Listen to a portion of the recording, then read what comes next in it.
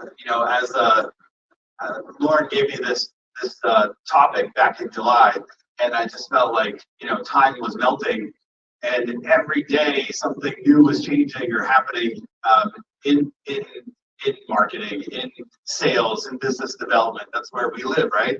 We're all trying to get new leads. We're all trying to create relationships. And how I was going to put this talk together, it just felt like time continued to slip away. The future is coming every day, right? It's everything that we're doing is already part of what we're thinking about. And so, and then tomorrow it could all change. So then I was like, all right, well, they're giving me 45 minutes to talk. And I thought maybe I'd just be like, all right, future of marketing in MedTech is AI. And then give you guys your 45 minutes back, because I think that's what everybody agrees and can see. We're already using, tools, in our everyday, work lives to enhance our efficiency and, do things that are going to make it easier for us to build those relationships.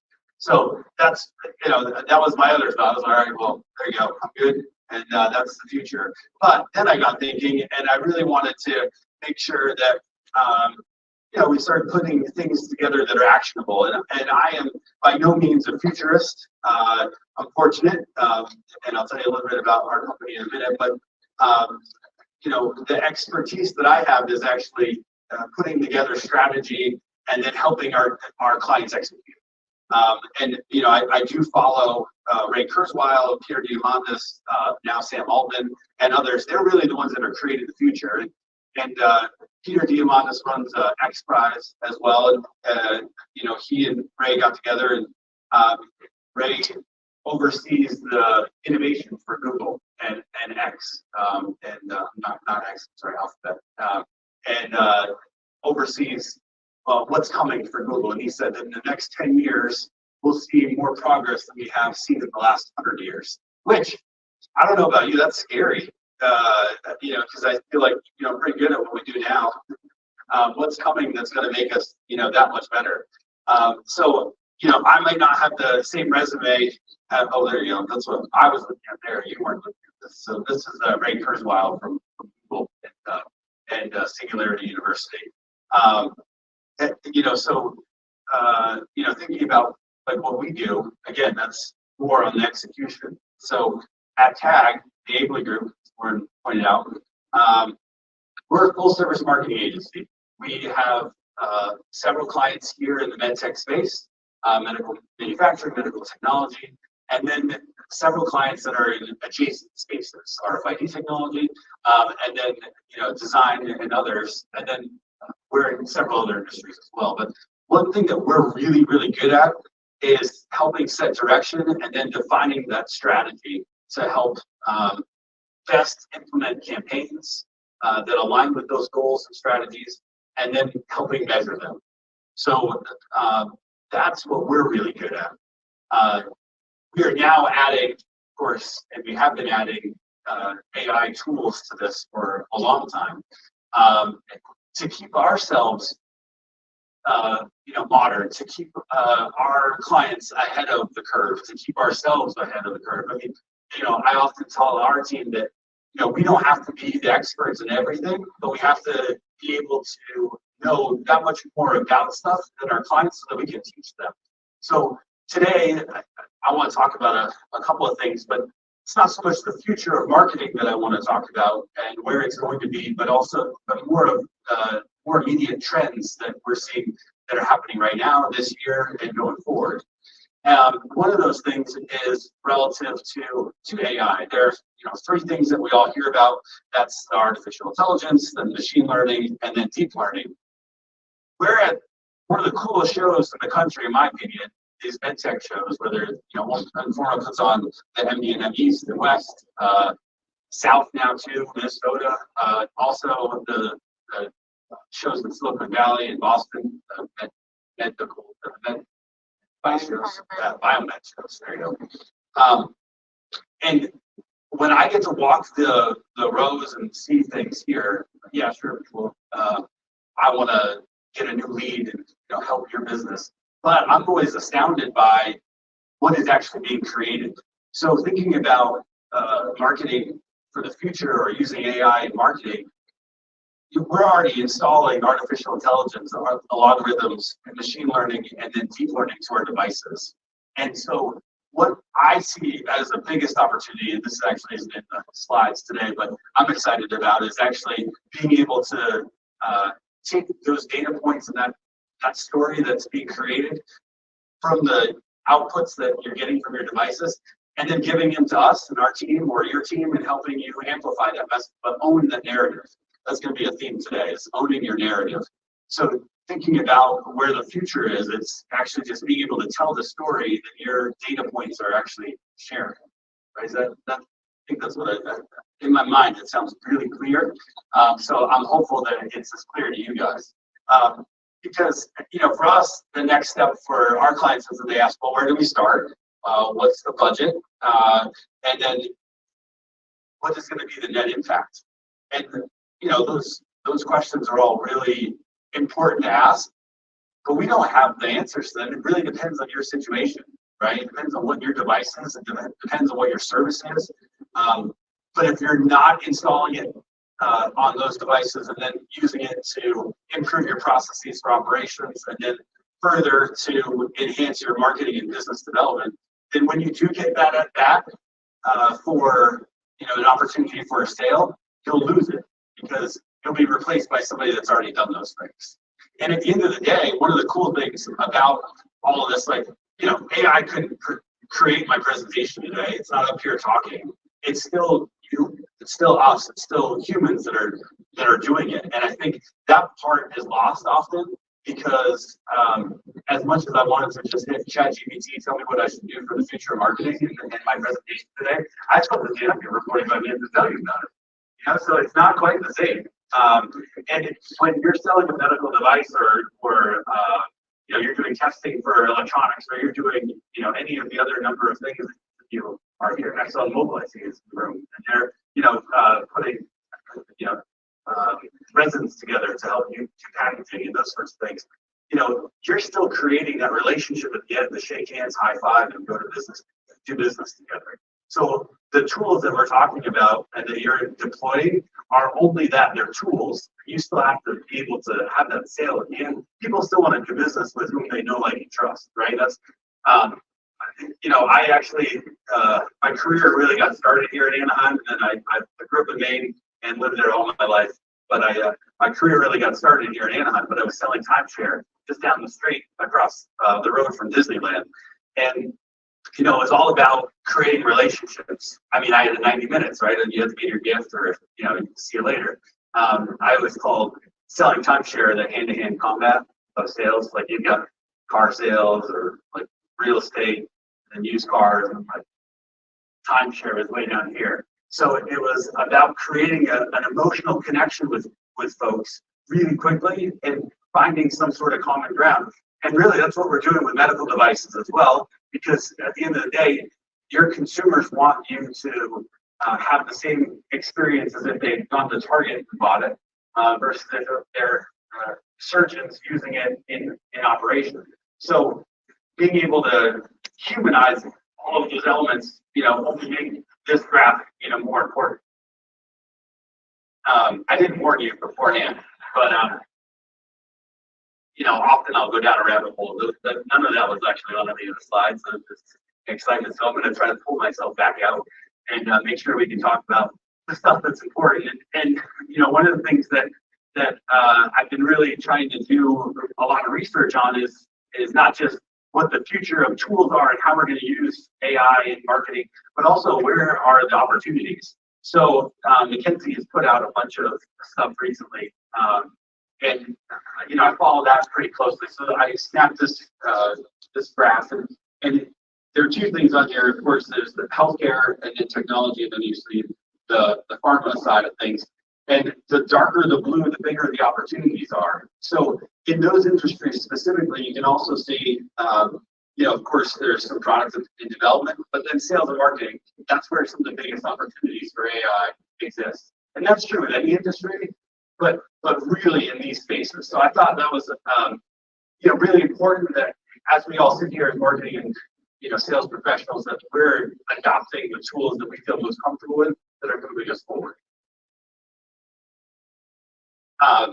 You know, what really precipitated a lot of this, and especially the discussion, was, of course, ChatGPT being released to the public. AI isn't new, right? You've had Grammarly, you've had all sorts of other AI assistant tools. I mean, even Gmail has been helping you write your emails better for years, right? And just hit the tab or the arrow over, and you get the next several words, right? But ChatGPT, your parent, 62 weeks old today, 14 months and 9 days. It was November 30th that it was released to the public. Of course, it was in beta before that, but this is when it really happened. And then only over the last couple of weeks and months has it even proliferated even further, where now there's an app store for just your chatbots and different ways and tools for that.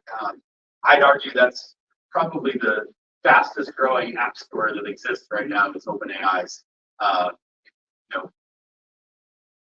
store for downloading more apps. And the future truly is already here, and it's exciting. But I could use ChatGPT for some of this, but again, I'm still up here being the one that's talking through it. Peter Diamandis, who I mentioned earlier, is another. I follow his newsletter that comes out once a week, and it's really the future of technology. Again, he's more of a futurist, and his comment on this just after the first of the year, it was January 2nd, his newsletter was all about making sure that people don't fear what's coming next. So his friend Ray Kurzweil says, hey, in the next 10 years, we're going to advance further than the last 100. Peter's on the other side saying, hey, that's okay. It's not here to replace us. It's here to help us.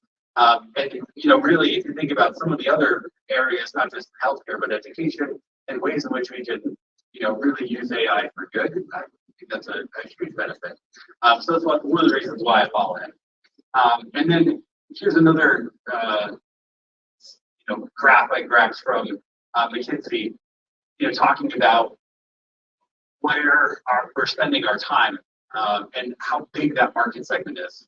So this year, the opportunity for sales and marketing and the efficiencies that AI can present for us is a $450 to $500 million business over the next couple of years.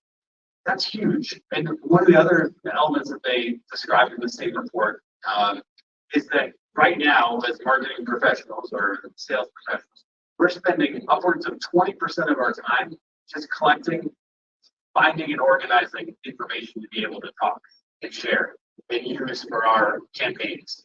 So just the opportunity to potentially use AI to make that 20% of our time more efficient, that's a whole day every week that we get back to do something that makes our relationships that we're creating when we're telling our story, when we're making new sales, makes those relationships go deeper and wider.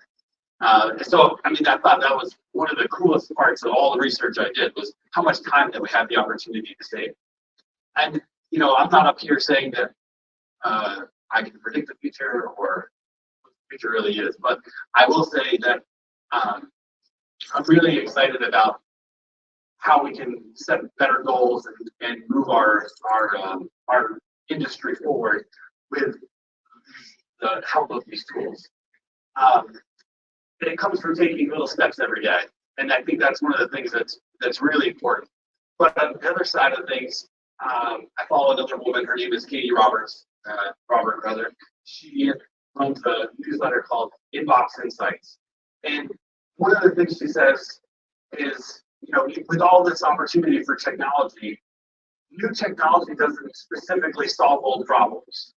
And if we don't fix our processes or align our goals or make sure communication and performance are all attached to one purpose, then layering in more technology won't help us solve anything. It'll actually set us back further. So as exciting as it is to save 20% of our time, not looking for information or, installing a CRM and using, the valuable tools that are there, if we don't align it with the purpose of the business and what the goals of our employees are, or what they have, then we're just adding another layer and a box for them to check. They're gonna be pissed. Nobody likes to have more work to do. You install a new platform with the hope and goal that it's going to make everybody enjoy whatever they're doing more. But really, if you are just slapping a Band-Aid on it, then it doesn't help at all. So I wanted to spend just a little bit of time on this, and we've all heard it's the 5 Ps of and they're different variations. This one again is from Katie, and I have these slides I'll make available for any of you that would like them at the end. Just ask that you give me a card or give Lauren a card at the end. And I'll send them to you with all my notes and the links to the reports that I've been reading, the newsletters that I follow. And this again was in one of those. I mentioned the lack of purpose or goals, lack of communication, lack of repeatability or scale, lack of governance for your platform, and then lack of accountability. So just installing AI to be able to do that isn't going to solve those problems. So making sure, and this is one of the things that, from our perspective as an agency, my role is to help create what those goals are, what those purposes are for the team. Why are we doing what we're doing? Why are we putting out content the way we are, or making social posts the way we do? Why do you need a new website? Whatever those long-term goals are, making sure that they align with your culture, your employees, and what you want out of your business, right? I mean, because having a business, I don't know, you don't like what you're doing, it stinks, right? So I mean, this is awesome. I love it. I don't know all of you, but thank you for coming. And but this is really fun for me, right? So number 2 is lack of communication with people. I put Slack and Teams up here because most people have them in some way or another.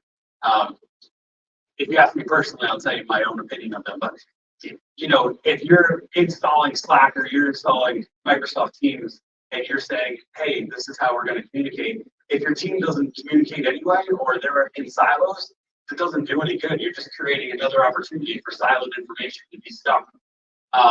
And I think that's so important. We have a client, and we're really working on improving that communication with them. And they installed something, but it wasn't aligned with their whole goals, with all their goals. So again, stuff gets stuck. We can't find where it is. When we're up against a deadline, like going to MD&M West, and you need to send an email, and you can't find all that information because it's somebody that doesn't have that where the same excitement about communication as you do.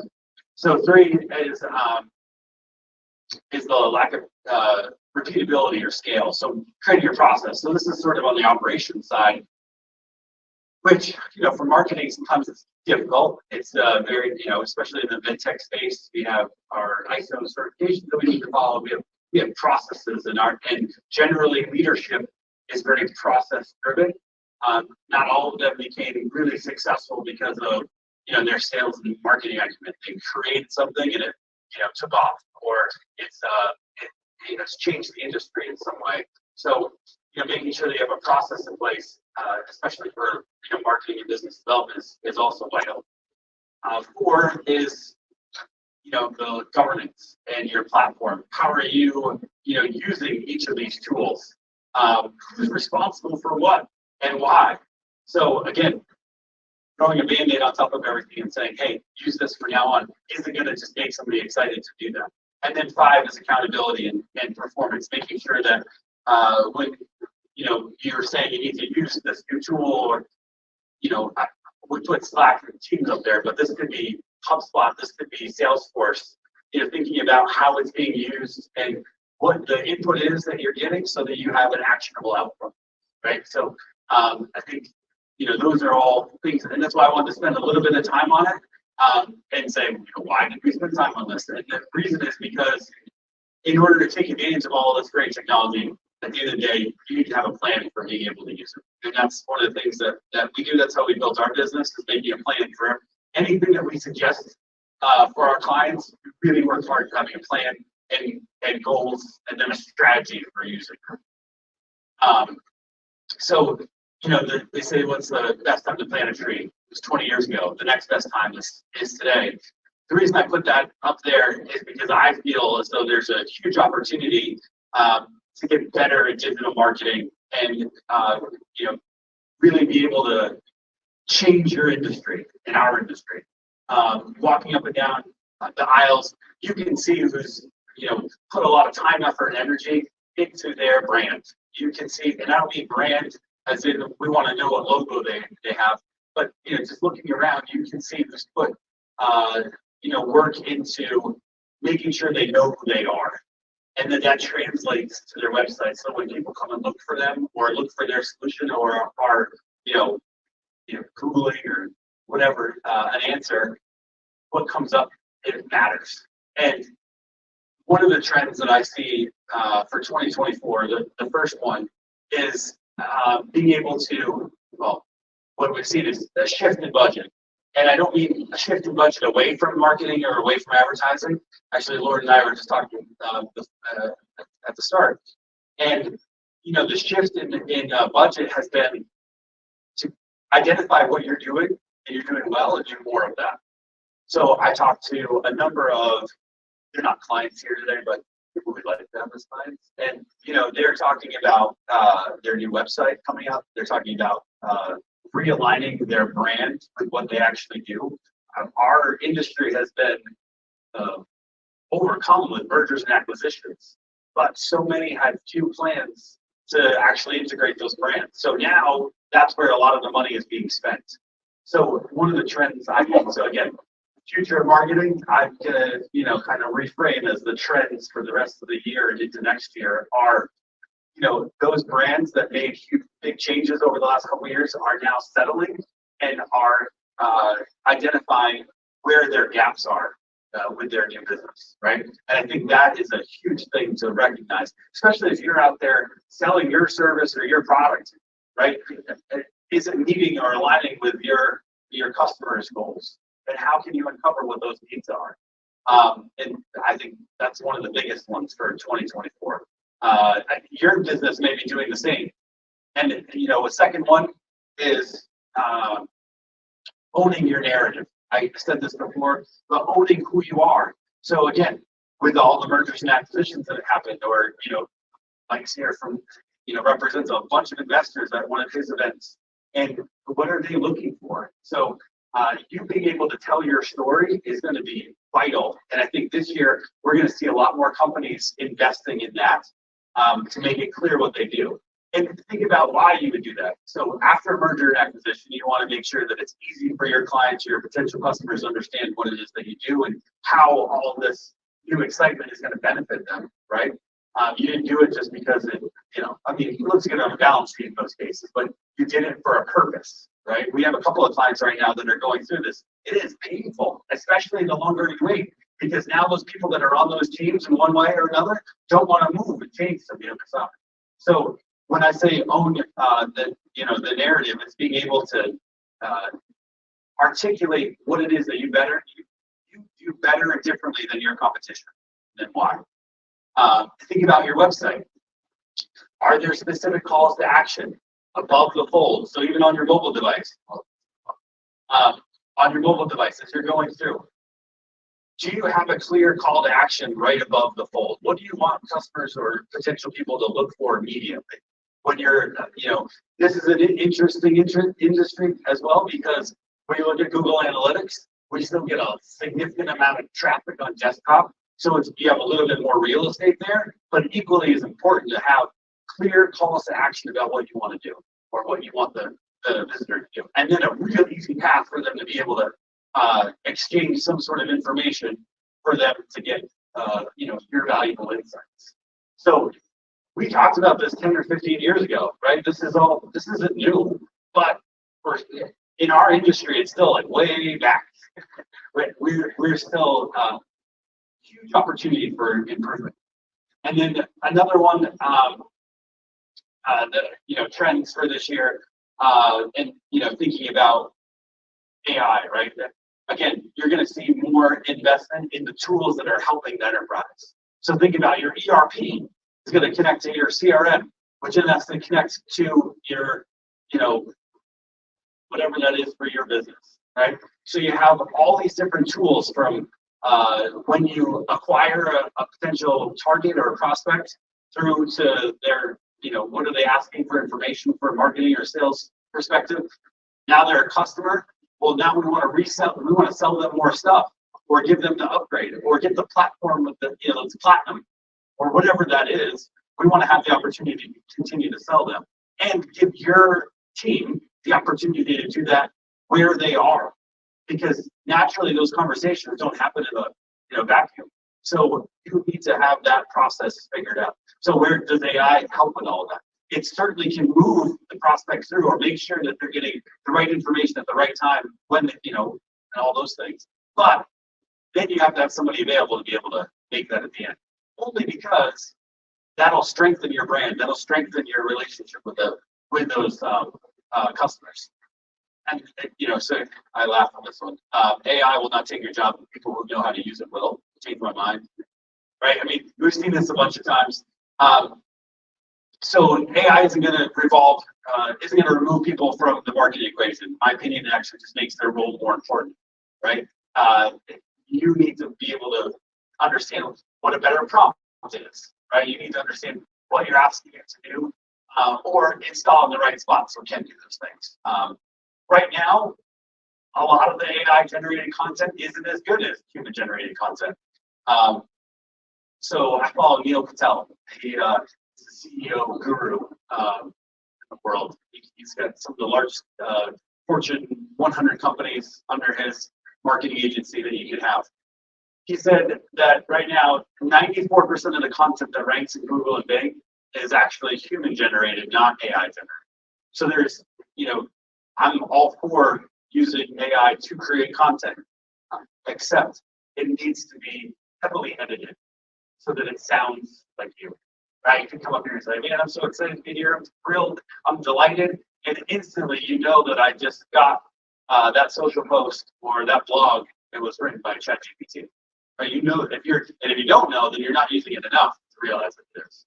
And then, AI is still really young. So there are still a lot of risks with it. Governance is going to be really important. Your business is going to have new governance in and around how you can use AI for the data that you're collecting, for the story that you tell, how you are protecting your customers, because most of you can't talk about your customers, right? So that creates those challenges. So again, there's still a lot of opportunities. So I wanted to do this today also. It's like, make sure that we have some actionable steps for you to take away. So I gave you trends and ideas of what I think is going to happen. And I still think that, what you're going to see it from a business perspective is that it's still people first. So how do we do that? So I said ChatGPT is great at creating content, but it needs to be heavily edited. What's next? This is another area where I believe is more of a trend in my thoughts, or my opinion, is that right now there are something like 1 billion blogs out there, right? Thinking about just about every business that has a website has a blog. There's 7.8 billion people, so roughly, one blog per every people. It's really tough to get noticed. People do, don't get me wrong, but there are other ways to drive traffic and create, organic traffic there to your website. I personally believe a lot in podcasts, whether that's video or just audio. So years and years ago, Gary Vaynerchuk, talks about this core content and how you use it. What's the formula? So you create your blog or create your core piece of content. In this case, a speaking opportunity, right? It's being recorded, or audio, in a podcast, or video or somewhere else. Then you can transcribe it and do that. I'm going to talk about that in just a second. Well, with a business, right, and your companies, if we can do more interviews with the people that make your business special, right? Every one of you, or your leadership would say, it's the people that make us unique. It's the people that make us different than everybody else. It's the expertise that our people have that make us be able to create these incredible devices. So one thing that we do at TAG is actually extract that content out of them. create a show, also use it for a blog, but also it becomes, sales information when they're on the floor because it helps support everything you're doing. So going way back to the beginning, identifying your purpose and your goals and creating a strategy to get there. I think this year you're going to see a lot more podcasts and videos coming up. I mean, I know you see them already, but really that's the secret sauce. So here's where I'll break down that formula specifically for you. So you can't see this, but behind that slide are literally 20 steps that we implement for all of our clients that are here. I'll not probably walk through all of them at a time, but when you start with that core piece of content, whether it's a speaking opportunity, a video, or a podcast, we call them recorded interviews because not everybody wants to have them up on SoundCloud or Spotify or Apple iTunes or whatever. So what we do though is we do that recorded interview. You start off with thinking of large scale theme that we want to talk about. So MedTech, we're talking about healthcare. We want to talk about what our device does or the principal thing that it solves. What's the big ass problem, right? That's where you start off there. So once we think of what that problem is, then we break that down into subtopics. So things that I can, get an expert on for, right? So ask the engineer, well, what made you decide to use this algorithm versus that algorithm? Why did you, use this silicon versus that one? Why did you use that size versus another size? What is the technology that's important that you consider that could be adjacent? And what's coming next, right? So thinking about what those subtopics are. So stopping there for a second, the reason we do it in this way is one big problem, and then breaking them down is then we look at it from the digital side, right? How can we generate more traffic, both organically and then used for paid later? So we think of it in terms of like white papers or case studies or tech papers or whatever. So then we script those in a way where we'll ask those 8 or 10 questions in a 15 to 25-minute interview, and then that'll solve one subtopic, right? And that becomes a blog. After 5 or 10 of those, now you have the context for the white paper. So going back to what you could use AI for, we don't use it all the time for this because, again, we want it to sound authentic and human, is we'll go through and transcribe each one of those, give it to our copywriter. They'll write the blog and article. Then they'll rewrite it again for the white paper. So it's not exactly the same content, it's not just copy and paste. Out of each of those, then we have an opportunity for social. And depending on the industry or depending on the client and how excited they are about it, it's of course LinkedIn, but then you have X and Twitter. Then you have Facebook. Instagram is exciting, especially if you have a real visceral product or a real, like some of the optics companies that get inside you. I mean, that's crazy, right? So you put that on Instagram. We can add that music, and then it goes on TikTok. So we do all of those things. Also, those short form videos and podcasts that are recorded, that goes on YouTube. And it can either be YouTube Shorts. Did you know YouTube is the largest or second largest podcasting platform in the world? It's right behind Spotify. So that's the second place everything goes for us as well. So now that's the second largest, third largest search engine as well as YouTube. So now when somebody's looking for an answer to the problems that you're solving, they can find you organically via search, via a video and a podcast, online, LinkedIn or Instagram or any of those things. And now we'll continue those series and go a step further and actually do it from an employee standpoint too. So thinking about, we solved this big problem. We've got this really awesome product. This is why these are the people that make it cool. The next series that we'll do, or what we try to work with you on, is actually doing that for your team. So thinking about, why are you coming to work here? Why? What makes it exciting for you to want to do the work that you're doing? What's the passion? What's your mission? Then what do you do at home? Like what fills your cup to come home and actually go back to work the next day and do it all over again, right? So, I mean, in that part, that question there, when I'm asking those to some employees, you get some weird answers, man. So it is a lot of fun though, because then it creates, more positive culture.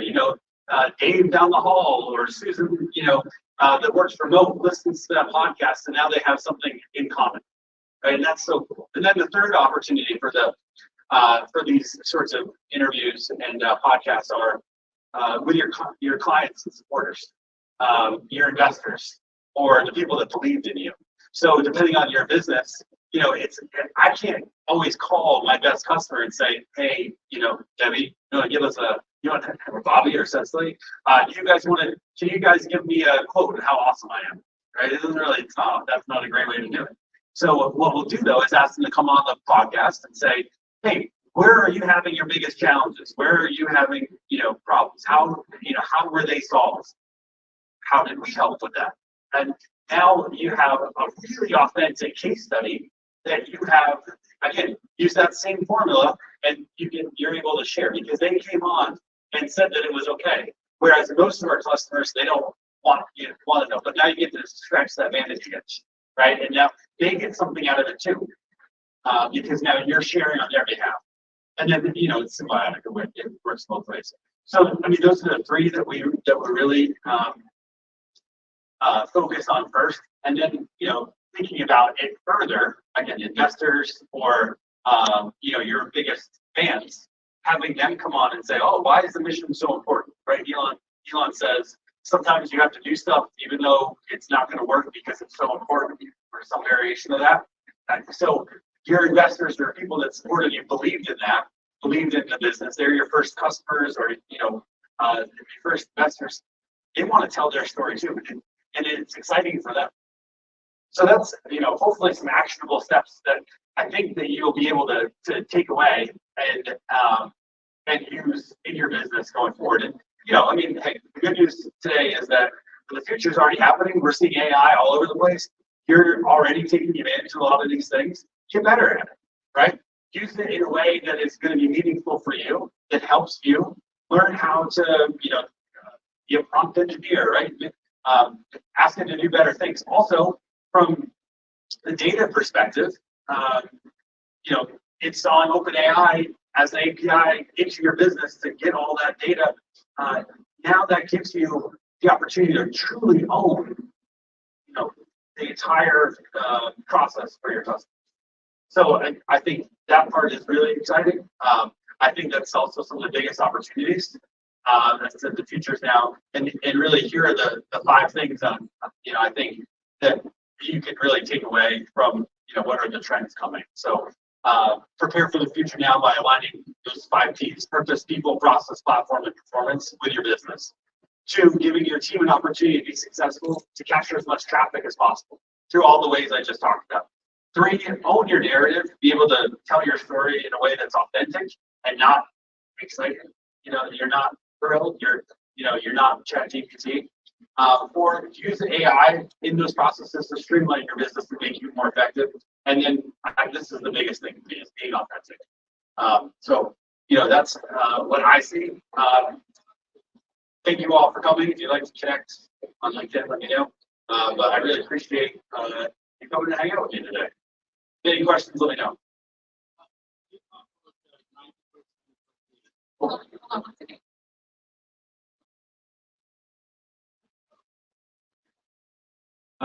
Thank you very much. In your presentation, you were talking about 90% of the material data is generated by human. It ranks on Google. Yes. So when you're searching for something right now, Debbie. But the information that is available on all these platforms is enormous.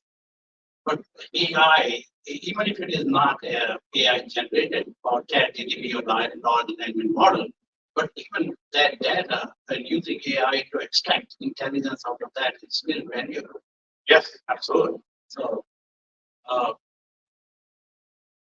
human generated data will be useful in future, maybe, but what is already there is quite extensive and useful. What we can do. So AI, whether it is already human generated or machine generated, is still useful. Yes, I don't disagree with that at all. All I'm saying is that we're in a heavily regulated industry, and AI has a very definitive place in our processes and what we do. I would just caution and say that there absolutely needs to be human oversight and before it goes out, and that you don't want to be the brand that is only using, kind of content that's generated from that. You want it to be authentic, because you want the surgeon to use your tool. You want them to, the company to use your platform. They want to feel as though there's somebody behind there. You're still looking to make a connection.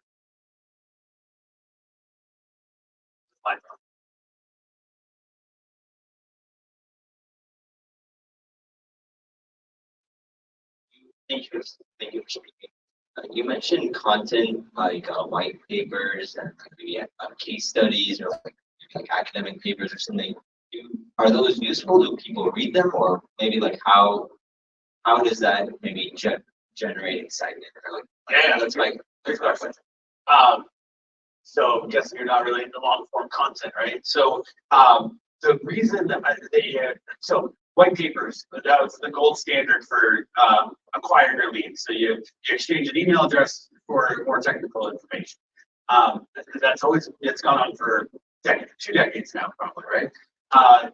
Is it exciting? No, it's not specifically exciting. However, the engineer that is going to share information with your CEO to make a buying decision. So what happens is it's thinking about somebody's going to buy your product.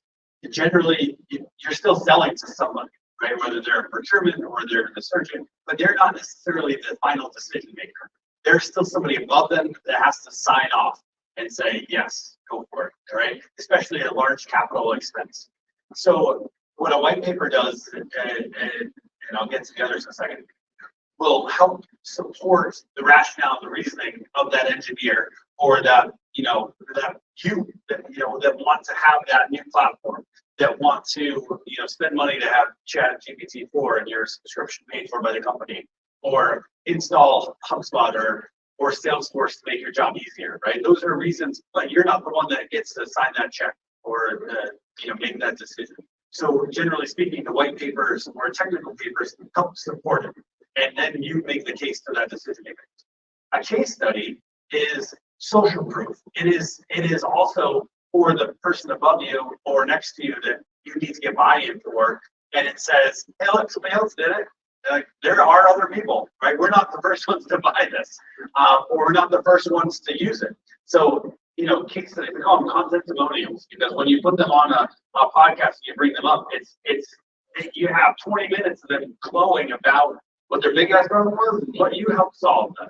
And that is their own words. You can't buy that, right? That is huge. So having those, and then, the opportunity to then extract sentences or clips for that and use in other places is the social proof that they need to say, yes, we'll go with you, right? And then the longer form pieces, right? Now you can listen to those in your car. They're all there. It's the way in which you package it. So going back to the comment about AI and using it where it's necessary, it's making sure that if the engineer is looking for the technical information, you get it to them. But if their salesperson or their user is looking for what the UI UX is like, well, that's there too. So that's the reason for those different things. And then thinking about ads for just a second, now you can create ads that drive to that landing page that are only about those topics.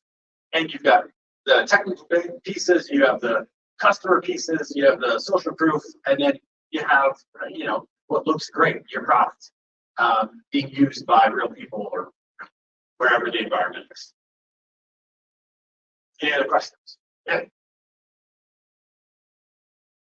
Last one. Okay.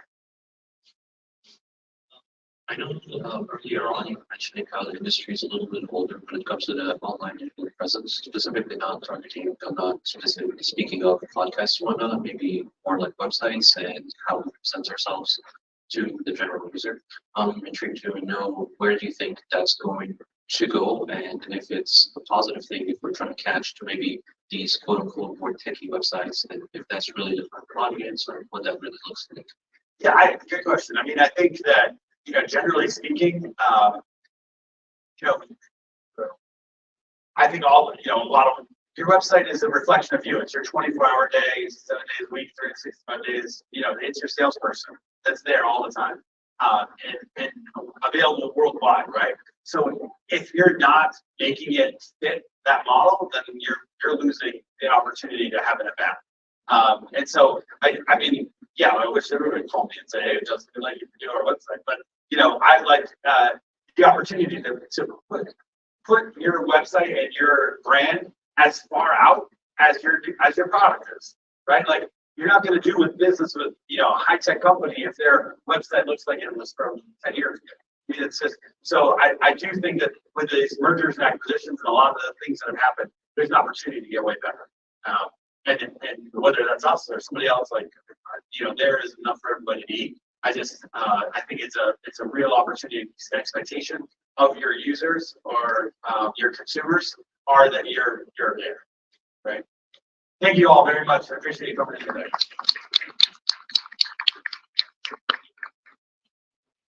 Great.